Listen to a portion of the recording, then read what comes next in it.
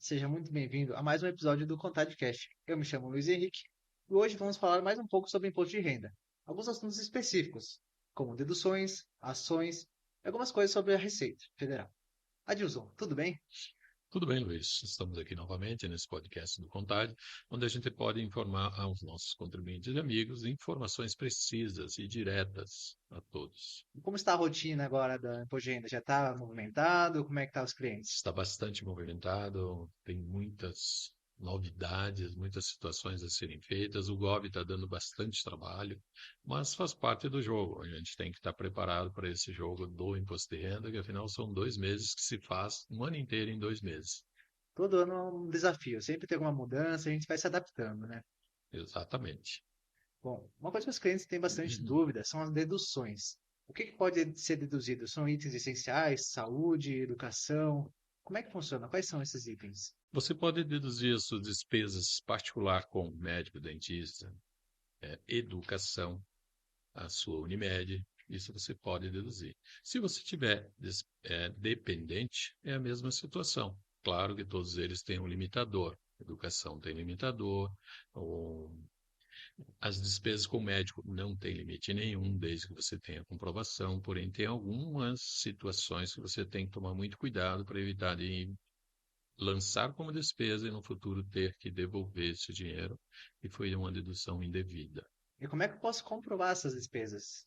As despesas você tem que ter ou nota fiscal ou recibo, ou o Pix também tu consegue provar. Porque muitas vezes você precisa ter o CPF daquele médico, daquele psicólogo, dentista que você pagou, e você tem que ter a comprovação efetiva que você pagou aquela despesa. Então, o Pix ele é um documento legal para as duas partes, tanto para quem recebe como para quem paga. E se você tiver esse documento, isso também serve para ser lançado como despesas médicas na sua declaração. E tu falou sobre educação. Então, uma escolinha, uma escola particular, uma faculdade, todas elas são descontadas? Todas elas são dedutíveis, porém existe o limitador que eu falei antes, 2.275,08, que é o valor exato que você pode deduzir do dependente e também do seu caso. Se você tiver uma educação, por exemplo, você pode fazer uma pós-graduação sua, é dedutível na sua declaração. Claro que depende da forma da declaração que você fizer. Se fizer o modelo completo, você pode deduzir. Se você fizer um modelo simplificado, você pode até lançar, mas não será utilizado para a dedução, porque o modelo simplificado ele tem uma base para ser dedutível. Tem uma aula particular, uma aula de inglês. Consigo? Não pode ser dedutível, porque isso o governo não paga a aula de inglês. Nenhum cursinho que você faça pode ser dedutível nessas situações, salvo se for para a universidade. Se você estiver entrando numa universidade, estiver fazendo um curso específico de especialização, esse é dedutível. E quando o contribuinte decide pela simplificada ou pela completa, qual que é a vantagem? Qual que é a melhor para escolher? Depende muito da sua receita, depende muito a sua despesa que você tem, porque se você tiver uma receita muito grande e tiver pouca despesa, às vezes o modelo simplificado se torna melhor nessa situação. Mas se você tiver muita receita e tiver muita despesa para lançar naquela sua declaração, o modelo completo se torna melhor, porque você vai ter uma dedução maior em relação à sua despesa. Então tem que colocar todas as despesas e fazer o cálculo, ver qual que é a vantagem, então depois que vai adicionar. Perfeito. Na verdade, o próprio sistema da Receita ele é muito bem preparado em relação a isso. Você vai lançando as suas despesas, ele já vai fazendo um comparativo à medida que você lança. Muitas vezes, antes mesmo de terminar, eu já sei que aquela declaração será pelo modelo simplificado ou pelo modelo completo. Depende muito a sua receita e depende muito a sua despesa dedutível naquela declaração.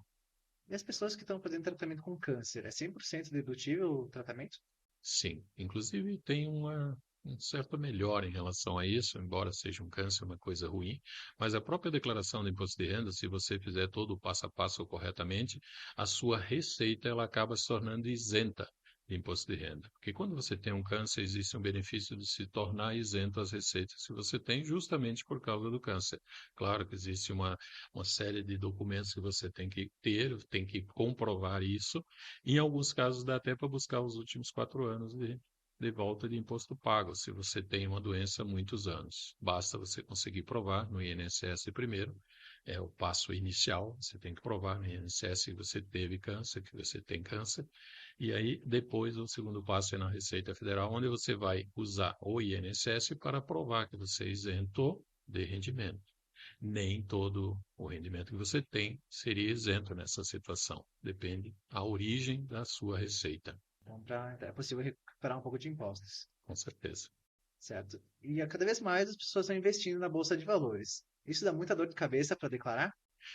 Dá bastante trabalho quem faz aplicações na bolsa, porque você tem que ter a nota de corretagem, tem que ter a compra desde o início, você tem que ter um controle muito grande de todos os valores que você comprou, todos os custos que você teve para chegar até o seu nome aquela ação. Porque quando você vai vender, todos esses custos passam a ser dedutível na hora que você vai vender. Você vai pagar imposto sobre o resultado efetivo que você tem. Então tem que ter um controle muito bem preparado, tem que ter sistemas próprios para isso, no caso a Contade tem programas próprios para isso, onde ele faz a avaliação da sua declaração em relação à bolsa de valores. Um alerta que eu dou é que com relação a day trade, você tem que cuidar que a day trade gera imposto todos os meses se você teve resultado e não tenha bater o prejuízo do dia anterior ou do mês anterior, porque a day trade ela é despesa, ela é tributada no próprio dia. Toda a venda que você teve no dia, ela vai gerar um imposto a pagar. E mesmo que você tenha prejuízo no dia anterior, não importa, você vai ter imposto a pagar quando tiver lucro. Então, esse day trade é quem compra no dia e já vende no mesmo dia. Exatamente isso. Por isso, day trade, compra e venda no mesmo dia. E para aquelas pessoas que estão fazendo para aposentadoria, que compram as ações e não vendem, tem que declarar cada ação? Perfeito. Lá nos bens de direito, você tem que declarar a ação. Porque muitas vezes, eu já vi isso em declarações, você coloca o CNPJ do banco onde você comprou. Isso está errado, porque você comprou uma ação do banco. Vamos usar o exemplo da Vale do Rio Doce. Você pode ter comprado através do Banco do Brasil as ações da Vale do Rio Doce. Você, de fato, comprou a ação da Vale do Rio Doce, não tem nada a ver com o Banco do Brasil. É o agente que lhe fez comprar a ação daquelas da Vale do Rio Doce. Então, lá no imposto de renda, você tem que botar o CNPJ da Vale do Rio Doce e o valor do custo efetivo daquelas ações que você comprou no bens de direitos, lá na sua declaração. E se a pessoa comprou várias durante o ano, tem que fazer o preço médio para chegar no final do ano. Exatamente. Aí entra o controle que tem que ter através de um programa, onde você vai ter que ter o controle de tudo que tu comprou mês a mês, dia a dia, para saber na hora de vender qual foi a ação que você vendeu, que vai ter que ter o custo médio dessas suas ações através de um controle paralelo à própria declaração de imposto de renda. Porque dentro do imposto de renda você vai declarar apenas o que tu tem de ações e o custo médio que teve naquele ano. Esse é o valor das ações. Por isso que tem que ter um cuidado muito grande para evitar um problema, porque a Receita tem o controle pleno do que você está fazendo dentro da própria Bolsa de Valores. Isso é um bem porque o investidor se torna sócio da empresa, então ele tem que botar lá como um bem. E, Exatamente isso, Luiz. e quando a empresa paga os dividendos, ela divide os lucros, também tem que declarar isso? Tem dois tipos de lucro que é pago. Nós temos o JCP, que é um juro sobre capital próprio. Esse juro ele é tributado exclusivamente na fonte, porque quando chega no seu nome, vem as ações para você, no caso o rendimento do juro sobre capital próprio, ele já vem tributado, então é juro sobre exclusivo na fonte. Mas tem um outro juro que a própria empresa paga, que é sobre rendimentos, esse é tributado. Aí você tem que cuidar a informação, como que veio, para poder lançar certo na sua declaração. Então comentou sobre imposto sobre day trade. Por exemplo, eu faço uma venda, eu ganho R$ 5. Eu tenho que fazer imposto sobre R$ 5 também? Não existe o limite de R$ 10 de imposto a pagar. Você tem que acumular o resultado disso para os próximos dias. Quando chegar em R$ 10, você paga esse imposto do valor do day trade. Tem um código exclusivo, inclusive, do day trade para evitar confusão de códigos na hora de fazer o DARF, na hora de pagar. Então, é um controle mensal mesmo. Diariamente eu vou ter que fazer esse controle para não correr o risco de pagar multa depois. Exatamente isso. Não se esqueça que a Receita sabe exatamente o seu CPF e o que está acontecendo dentro das bolsas de valores. Então, não adianta querer dizer que não vai se declarar, porque o valor é muito baixo. A Receita sabe que você teve aquele valor, porque está documentado via ações, via o próprio sistema que está controlando isso. Então, vai haver uma tributação no futuro. Já vi clientes com problema na declaração porque não declarou corretamente as ações que ele tinha e também o day trade. Aproveitando que tu falou sobre a Receita Federal, ela sabe cada vez mais nossa vida, como a gente comentou naquele outro vídeo. Quando a pessoa recebe muitos Pix, ela pode ter algum problema? Pode, porque o Pix hoje está sendo rastreado. Todos nós sabemos que o Pix ele passa pelo Banco Central, que é um órgão da própria Receita Federal. Então, o que acontece com o seu CPF em relação a Pix, a Receita fica sabendo quase que instantaneamente. Aí você vai dizer, não, mas durante o ano eu só recebi alguns valores pequenos. Mas se você somar isso, às vezes passa do limite, que é 30.600 e poucos. E isso pode lhe dar problema na sua declaração, porque você teve rendimento de trabalho e também teve PIX durante os meses e algumas situações que você fez. A Receita vai saber disso e algum dia ela pode lhe chamar e lhe cobrar esse PIX de valor atrasado. Lembre-se que quando você for intimado a comparecer e a prestar conta, a Receita pode lhe multar em 27% sobre o valor do PIX movimentado na sua conta. Falo daquele Pix que você recebeu. O Pix que você pagou não é problema. É aquele que entrou na sua conta que você tem que tomar cuidado. É aquele Pix que é, por exemplo, numa agenda com amigos. Eu recebo um Pix do pessoal para pagar essa janta. Eu posso ter problema com esse valor? Olha, aqui particularmente eu acho que isso é extremamente difícil acontecer. O problema é aquela movimentação grande que a gente acaba fazendo nas nossas contas, até por descuido, a gente vende alguma coisa, não declara e recebe via Pix. A gente faz um trabalho extra, recebe via Pix. Isso vai ficando registrado. A Receita pode ter um limitador. Nós sabemos que hoje o que nos fiscaliza é um computador. Aliás, o supercomputador da Receita Federal, o TREX, que é o que fiscaliza todas essas situações que a gente está fazendo. Naquele outro vídeo teve pessoas que me colocaram, mas não existe a segurança, não existe a proteção do crédito, a proteção da informação. Sim, existe, mas para a Receita Federal ela rastreia tudo, ela lhe pede informação depois e você já vai ter que se auto-entregar. Se você negar, ela tem informação, ela tem como buscar isso aí dentro do próprio banco de dados da Receita, as suas informações. O que estou alertando é justamente a movimentação que você tem que ter no Pix, que isso é um cuidado que você tem que ter. Lembre-se que para a gente movimentar 1.000, R$ 2.000 num mês é muito fácil isso acontecer. Faz Pix hoje, faz amanhã e tu vê, tu já passou 2.000. E 2.000 já é um alerta para a própria Receita Federal. Isso está na e-financeira. É onde o próprio banco informa para a Receita Federal a sua movimentação acima de 2.000. E eu estou falando em todos os bancos, não é um banco só. Não adianta você abrir conta em 4, 5 bancos e achar que eu posso movimentar 1.500 em cada banco e está tudo certo. Não é assim que funciona. A Receita ela tem a informação de toda a sua movimentação em todos os bancos. Isso é uma nova declaração que já tem há alguns anos que está funcionando, está sendo armazenada do seu CPF no TREX, supercomputador da Receita Federal.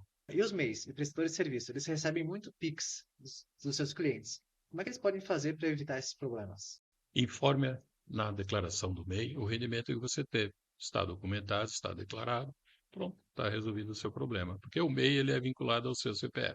Tanto é que, quando você vai fazer um MEI, por exemplo, aparece lá o teu CPF. Antigamente era o nome da pessoa e logo do lado aparecia o CPF. Agora o governo mudou, tem só o nome ou até você pode criar um nome de fantasia no caso de um registro de um MEI. Porém, dentro desse MEI que você tem, existe um CNPJ vinculado ao seu CPF. Então, toda a movimentação que você tiver no CNPJ e no seu CPF, em relação a PIX, a Receita Federal já vai rastrear automático. Então, o que estamos orientando é que faça diretamente no seu MEI a informação. Claro que pode ocorrer de você passar do limite, porque o limite continua R$ 81.000 para um ano inteiro.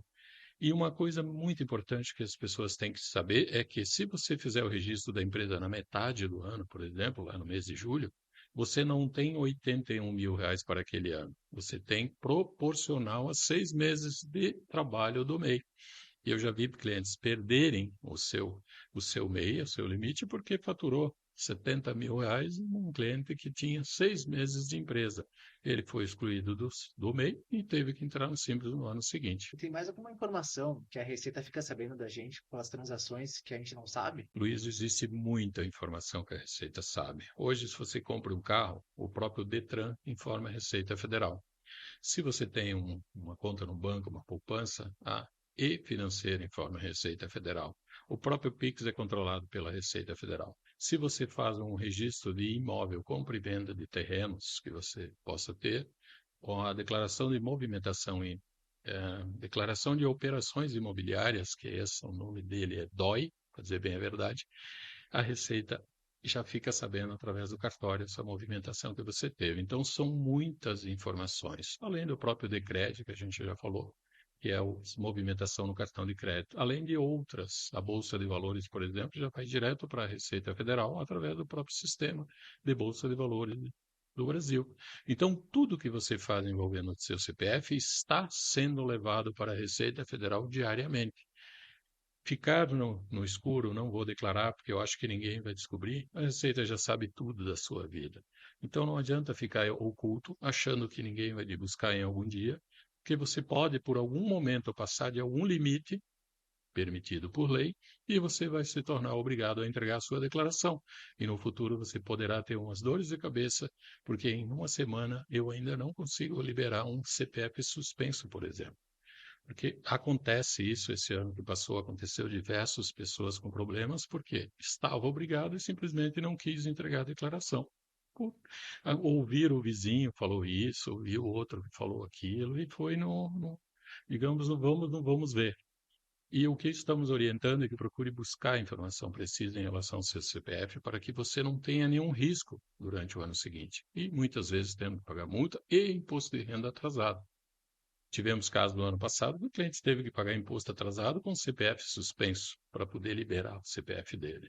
E a brincadeira não ficou muito barata para ele, porque teve que pagar multa, teve que pagar imposto atrasado e o CPF estava suspenso e ele precisava com urgência do CPF dele liberado para poder viajar. E o CPF estava suspenso, ele não conseguiu viajar. Por um detalhe, ele não perdia o voo dele internacional nesses casos aí. São coisas assim que acabam acontecendo e é de última hora que você fica sabendo. Então, investigue o seu CPF, cuide com as suas informações, verifique se você efetivamente não está obrigado a entregar. Se tiver que fazer, faça a sua declaração. Não tenha medo, porque a Receita já sabe de tudo que você tem no seu nome, toda a sua movimentação. Não tenha medo. Faça a declaração, que é muito melhor e mais garantido. E depois que o CPF está suspenso, é muito mais complicado de resolver. Então, durante o ano, qualquer dúvida, procure um contador competente. Então, ou faça também o seu curso, que relato tira todas as dúvidas das pessoas, não é mesmo? Exatamente. A gente criou um curso específico para isso. Temos um grupo VIP no WhatsApp, onde a gente presta as informações no momento que a pessoa necessita. Em muitos casos, a gente tem ajudado muitas outras pessoas a evitarem um problema com o seu CPF, com as declarações dos seus clientes. Esse curso ele não é caro, para dizer bem a verdade, é um valor de R$ 150. Você pode pagar em até 10 vezes um cartão de crédito, que eu vou declarar, imposto de renda, inclusive. Porque o que você tem que pensar? A Receita já sabe da sua vida. Tudo que movimenta, sim. Por que não fazer de uma forma correta e muitas vezes não pagando imposto? Faça correto. Peça ajuda de quem sabe para poder lhe ajudar. Faça o curso que a gente tem, que você com certeza e vai aprender a fazer a sua declaração de uma forma correta e tranquila. Além do mais, conferindo após a entrega se ela foi efetivamente processada, se você não está correndo nenhum risco. Por isso existe o nosso curso que nós estamos fazendo. Aprenda IRPF. Traz segurança e aquele valor de R$ 150 pode ser uma multa que deixou, que evitou, né? A multa hoje é R$ 169 a mínima, mas ela é com base no imposto de renda. Se você tem muito imposto de renda, você pode pagar uma multa proporcional ao imposto de renda que você tinha que pagar naquele ano. Então, ela pode chegar a alguns valores bem altos, viu? Já tive uma multa de um cliente que ele teve que pagar R$ 960 de imposto de multa de entrega de declaração atrasada. Ele teve um imposto alto para pagar e ele simplesmente se esqueceu de fazer a sua declaração e ele acabou ficando com o CPF suspenso. Ele teve que fazer e pagar essa multa de R$ 960 por entrega fora do prazo. Bom, Edson, sanou várias das minhas dúvidas e de quem está ouvindo também. Agradeço novamente pelo teu tempo. Perfeito. O objetivo desse podcast é justamente levar a informação até as pessoas. O objetivo é realmente fazer com que o nosso contribuinte saiba do que a Receita já sabe de você e com isso facilitar a sua vida, facilitar o que você tem de mais precioso, que é o seu CPF. Muitas vezes a gente não dá muita importância para isso, mas a Receita está cuidando do seu CPF permanentemente. Não é um fiscal, não é um profissional da Receita Federal. É um computador que vincula todo o teu CPF com todas as transações que acontecem no Brasil. Onde você movimentou, a Receita sabe. Então, tenha cuidado, cuide, procure-nos, nós podemos te orientar a fazer a sua declaração de uma maneira correta, fácil e prática. Você entendendo, você cuidará durante o ano inteiro de possíveis problemas que você pode evitar fazendo de uma forma correta. Além disso, aprenda imposto de renda. Nosso curso, onde nós podemos lhe ensinar de forma precisa e até auditar a sua declaração antes mesmo de enviar. Perfeito? Obrigado. Muito obrigado a você que nos ouviu até agora e fica um convite para nos seguir nas redes sociais @Grupo Contade e nos principais agregadores de podcast, procure por ContadeCast. Muito obrigado.